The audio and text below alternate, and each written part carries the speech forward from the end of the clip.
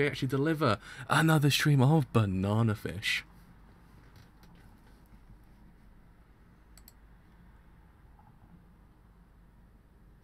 We're good to go, we're good to go, we are good to go. So yes, right, well, last week's episode was quite the episode, to say the least. It was actually just, it was probably one of the best of the whole entire year, really. We actually finally saw the downfall of Arthur, which actually was kind of one of those things that, it was cathartic. Like, it was like one of those things like, yes, finally! But then you kind of realise the actual implications of the whole entire thing. You're like, oh, crap. That's the whole entire anime in a nutshell. The anime in a nutshell is literally, oh. It's just every single time you're like, oh, there's actually a silver lining in here. Oh, no, there isn't. I mean, it's one of those things that it kind of sets the whole entire thing up for Ash's life to be a tragedy when you think about it, because the fight itself, yeah, it happened. Yeah, he's gone, finally. Arthur's gone. But at what cost? Now, even more so than beforehand, Ash is on the run. And now Age is kind of implicated as well into the whole entire thing. It's just one of those things you're kind of like, oh, crap. So, yes. I have returned to actually cover episode 14 of Banana Fish, which actually is probably the fallout of the whole entire event, really. So actually see what actually does in theory happen to Ash and Eiji. I believe Ash is actually gravely in danger, in the sense of actually being stabbed, and Eiji is actually kind of implicated in the whole entire event as well. So we'll see what happens, we'll see what happens. Hopefully nothing bad happens, granted. At this point... At this point, this anime just kind of throws you a curveball each time you think, oh, it might not be that bad. Oh. So, let's see what happens. Anyway, let's just put on Twitter actually gone live. So, it's onto the old Twitter. So, gone live for Banana Fish episode 14. Right, and away we go. Yeah. We're good to go. We're good to go, I believe. Yes, we are. We're fine. We're good. Alright, so yeah, season 1 episode 14 as well. I just want to check whether or not I actually had the right episode on Amazon Prime as well. We do. So, anyways, let's actually begin this thing in 3, 2, 1. Let's actually start this thing now.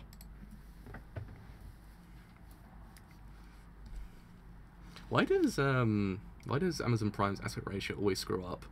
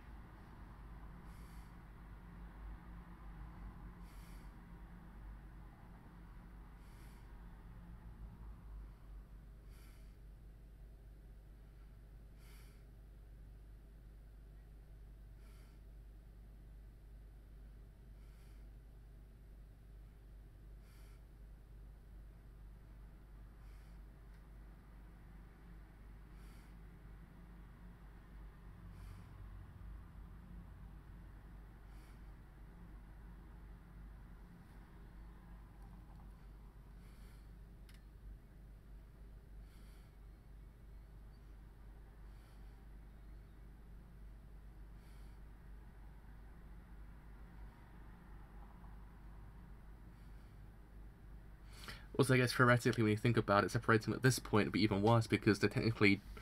Ash has kind of gone into his world completely, when you think about it, because they're always kind of at a length to an extent, if you get what I mean. They've always been at a length, but now, even more so, they're kind of together.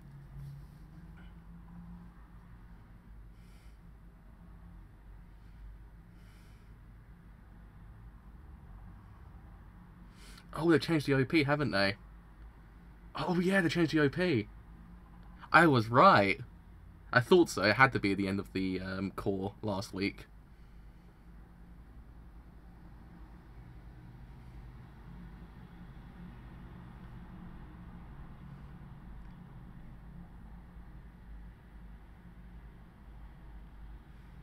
But yeah, it's one of those things that, when you think about it, they really can't separate the two of them, because they're kind of implicated in more ways than one now. Because it's always been said, like, the whole conversation between Ash and Eiji have been, look, you're in a different world compared to where I am, so we can't actually kind of be together. But I believe the event between Ash and Arthur kind of broke that wall between them. So technically now they're implicated together in more ways than one. It's extremely interesting when you think about it, because it's not as if it's not as if it's like kind of one of those events that, oh, it's Blue Account. Oh, that's kind of cool. Blue Account's amazing. It's not like it's a typical event that you kind of think to yourself, okay, so it's kind of it's a very normal event. They kind of grew together in that way. No, it's an event that kind of shapes a lot of the relationship between the two of them as well. It's not a very kind of cut and dry event, if you get what I mean. The idea of them being together at this very one point is quite dangerous. Hopefully what I just said makes sense. Hopefully it makes sense. It's been one of those days that my brain's been stressed out, so I'm like, am I making sense? OP's really good, though. OP's very good.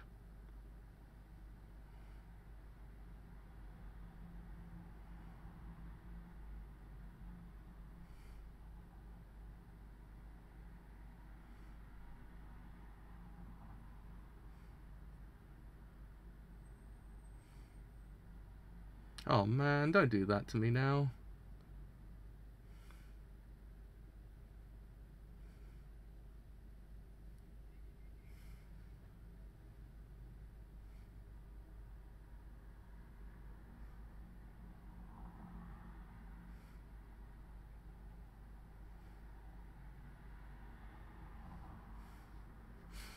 AG, you've got to stop breaking my heart like this. AG, we talked about this. You can't be breaking my heart like this. Every single damn week, my heart is just like, nah, fam, nah. I can't be going through this ever again, okay?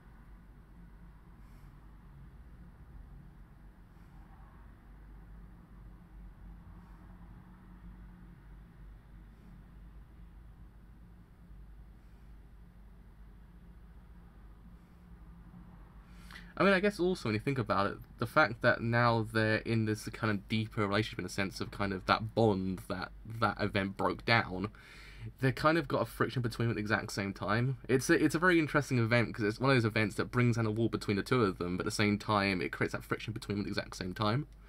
So they're kind of they're together even more so than beforehand, but at the same time they're even further apart emotionally to an extent.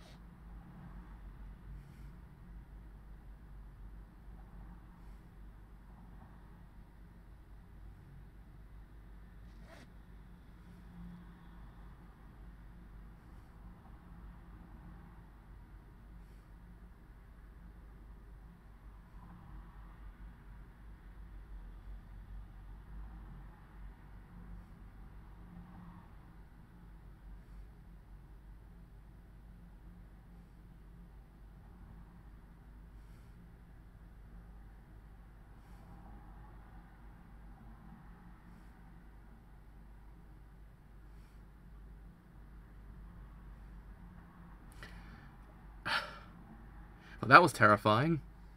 I was like, wow, that's terrifying. Holy crap.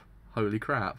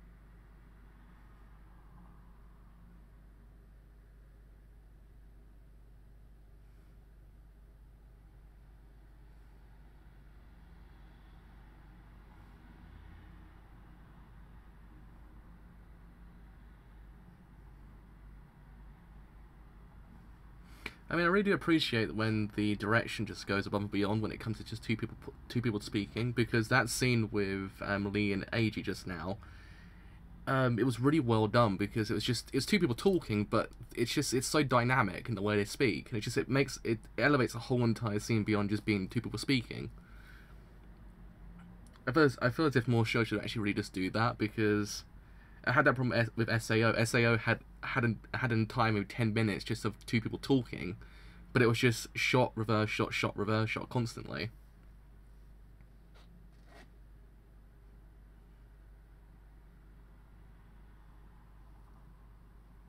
But at least here, it's just there's a sense of like a dynamic direction.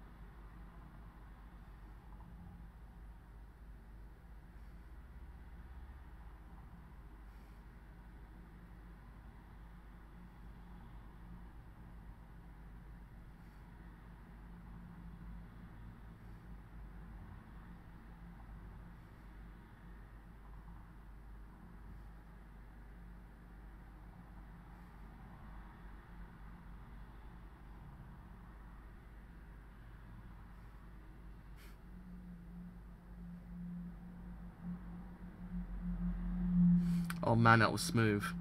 That was freaking smooth. I always did actually want to learn that move of how to actually spin the pencil across your finger. But I never can do it. I never could do it before.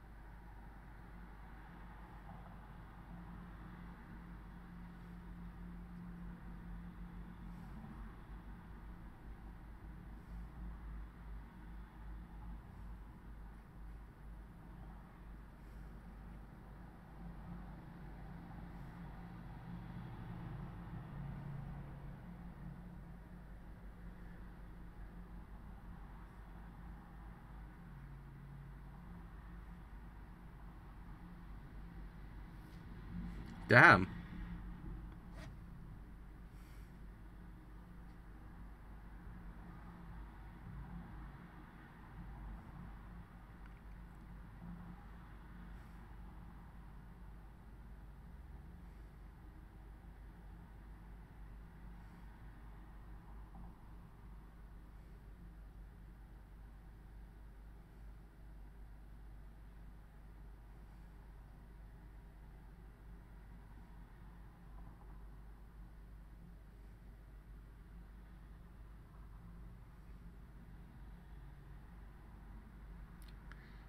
The wound opened up. But by the looks of things, the wound opened back up.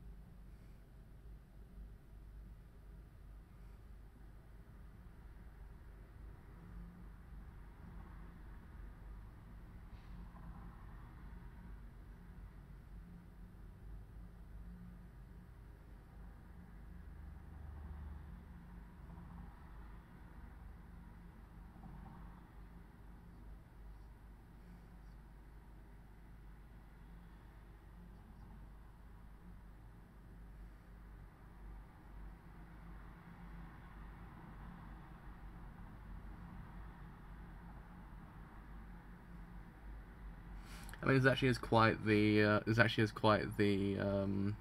start to a new entire core when you think about it. It's quite an interesting start because it kind of gets the ball rolling straight away. Even if it's kind of a cool down episode technically, at the same time it's actually got quite a lot going on.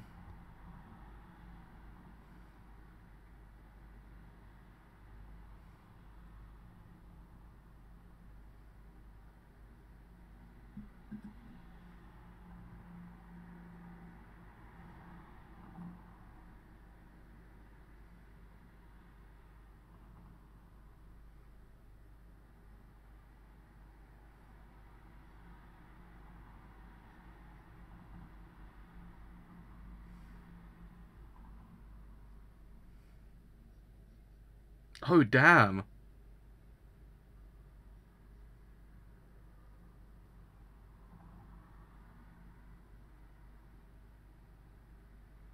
Oh, no.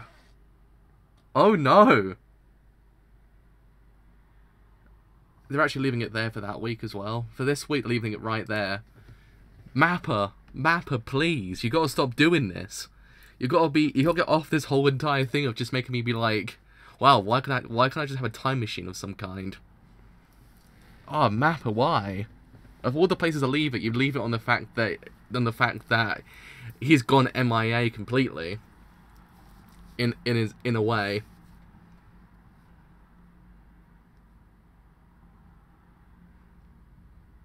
Gotta be honest, this ED ain't helping either. This ED ain't helping. Gotta be honest.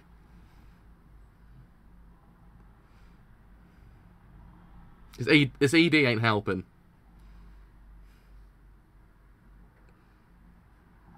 I feel like I've been attacked.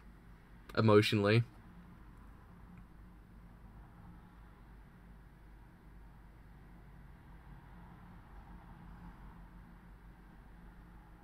Look how beautiful he is, though. Look how beautiful he is. Look how beautiful he is as well.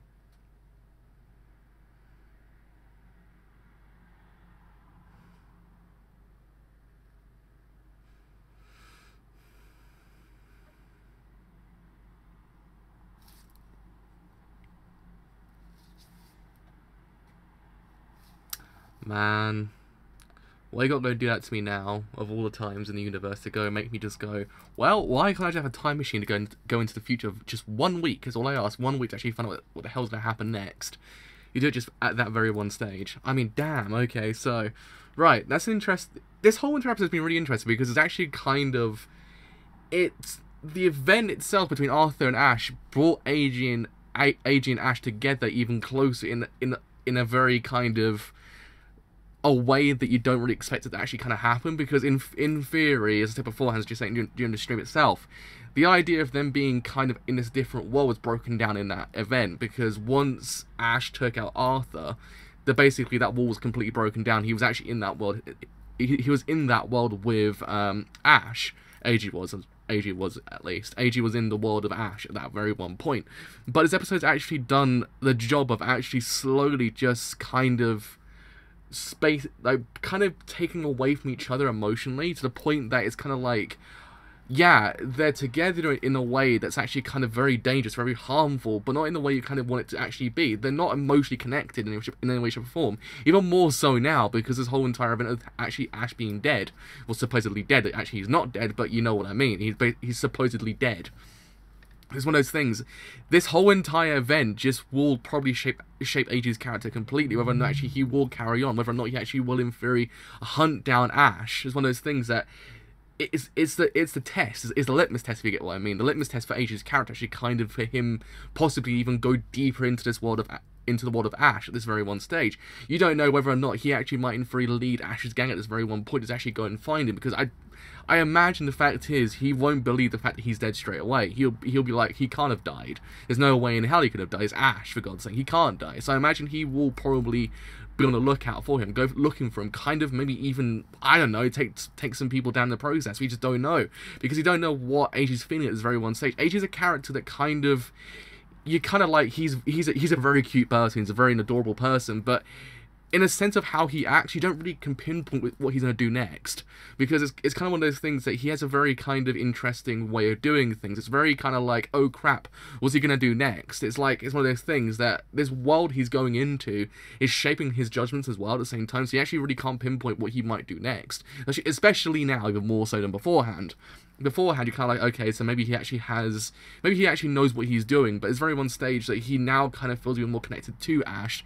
It might even cloud his judgment ever so slightly. We just don't know, because this whole entire event is very catastrophic in its own way, because you had Arthur versus Ash being its own kind of catastrophic event, but now you've got this. It's one of those things that it doesn't ever let itself go. You're kind of like, oh crap, okay, so you had this one event, now you have this event. And it's one of those things that it doesn't give you time to breathe. You're kind of like, okay, so we had Ash versus Arthur, which was like, oh boy, but now you got this, you're like, oh boy. It's just, it's never ending. Banana Fish never ends when it comes to like making you just feel like, oh crap, what's going to happen next? So there's that. I mean, damn. It's one of those things that I liked this episode because it's one of those things that it just broke that wall down completely, while also creating another wall in the process. It's one of those things that it did something really goddamn well that I actually really did like in its own way. It was actually really interesting for that very one reason, because it's like you thought to yourself, okay, so what's the repercussions of him actually kind of taking down Arthur? We didn't really know, but we kind of know it's not very good, but it's even more kind of interesting than what you actually imagine. It's even more interesting than just being like, okay, he's on the run for the rest of his life. It's actually even more. It's actually even more than that at this very one stage. It actually has implications. I actually quite like the whole entire idea, because it's one of those events that you kind of thought to yourself, okay, yes, it's actually finally happening. He will be finally taken down. But then it's kind of like, wait a second here, fam. Wait a second. Don't think that, because it won't be over, because this is actually kind of just one stage of the whole entire of his story. You don't know what's to happen next, and now you have this. It's actually kind of the proof of it, that the actual kind of cathartic moment of him being taken down wasn't kind of like for very long. You're like, okay, we might get a cathartic moment later on again, but now it kind of proves to you that there's no breathing space. There's no sense of like you're kind of safe. No, you're not safe at all. It's even more interesting that eBay was kind of like, look, okay, it won't be good to actually kind of take them away from each other. Which, yes, is actually kind of true. We kind of understand, yeah, it's actually true not to take them away completely, because they work together better. But at the same time, as Lee actually explains, like, look, you're a hindrance to him, and it's one of those things that it kind of is proof that whole entirety of the show that, in a way, AG is his Achilles heel. It's been explained, the whole entire show, that he is his Achilles heel in a way. It's actually kind of interesting, because you have this whole entire wall be broken, but at the same time, each event is built another one at the same time, but at the same time, then breaking that emotional barrier between them in some sense of a way, which actually then brings AG into the world itself. So one of those things I actually kind of like this episode, actually kind of always just kind of contrasting the events of whether or not they actually do work together correctly. And I feel as if, yeah, this will kind of shape AG's character completely. Whether or not it actually will be for the better, we just don't know. Whether or not he actually will become a stronger person because of it, we don't know. But it's interesting for that very one reason, that reason of, like, look, okay, he's dead, what do I do now? So hopefully we'll see what happens next week, what actually does happen in the fallout of this event, because you had one fallout, but you have even more so. So it's one of those episodes that actually did have a very good rising action to it as well, because it had a breathing space for like, what, 10 minutes? And it was like, no fam, by the way, it actually just keeps going. It just keeps going, fam. It's actually just really interesting. It's actually interesting because of it, I think. But yeah, as I was saying during the stream, I do really appreciate the fact that this show has a sense of dynamic direction to it, because the scene when Ash was just talking, it was actually kind of dynamic as well. Ash's kind of moments were dynamic in a way, because it was shot reverse shot, but the reverse shots were actually really freaking cool and actually kind of well utilized. Same thing goes with Lee and also AG's conversation. That whole entire event was really well done, because it was just two people speaking, but the actual emotional symbolism there actually doesn't really elevate that scene beyond just being kind of just any old scene of two people speaking. And the direction does that as well. The direction actually really adds to this whole entire thing. Like the shot competition is just freaking amazing. Sorry, my throat's dying again. My throat's literally just dying. The shot composition is just amazing in this show, because it elevates scenes just beyond what they should be. It makes the scenes just more dynamic, and I just feel as if more shows should actually kind of follow this whole entire template. It's just making it a little bit more dynamic, because it adds so much more. It doesn't actually bore the viewer, because if you just have two people speaking and just shot, reverse shot, shot, reverse shot, shot, reverse shot constantly, you kind of get to the point, is there much point me watching this, because I'm just so bored? But here you don't get that at all. You get this idea that there is just so much going on. It makes you go, yeah, boy, I'm actually kind of engaged. You engage more with an event if the actual direction is even more than just shot, reverse shot, and also the writing is actually kind of good. So, which has both in the show. So there's that as well. But yeah, Lee's character is very interesting, because again, you didn't really know much about him in the very one stage, because he was actually kind of shrouded in mystery. His alliances were shrouded in mystery. What he's going to do next was shrouded in mystery. And now you actually kind of get the whole entire thing about his brother, which actually makes you just go, he will stop at nothing. Like, he doesn't care who's actually in his way. It's one of those things that very one scene kind of sets into motion his character in a way. The idea of how he will act later on into the show. Whether or not you actually can in theory trust him, and whether or not actually in theory has an alliance. That's the kind of major thing about the whole entire event. Even Singh was just like, what the absolute hell is happening here? It's one of those things that you kind of like, oh crap, okay, so can you trust him? It doesn't look like you can, because he's one of those people that stop at nothing. Whether or not you actually want him for help, our protagonist, we don't know, is the thing. Because you don't know whether or not actually, in theory, this whole entire thing with AG might in theory then shape how Lee sees him. That's the thing. This episode actually kind of was a very good. Say the words correctly. Jesus Christ. Say the words correctly. A very good setup episode when you think about it. It actually did a really freaking good job. Actually set up the whole entirety of his arc in a way. Actually, kind of then setting up the actual kind of rising action, and did a really freaking good job because of it. So we'll actually see what happens next week. Actually, whether or not actually doesn't really shape AG's character for the worst, we don't know. But yeah, I mean, damn. This was an episode. This was an episode of Banana Fish. Like, it's one of those ones that it just kind of make me go, yeah, okay, so this is gonna be kind of a ride and a half, even more so than the first arc. The first arc was just the setup. This is just like, oh crap, what's gonna happen next?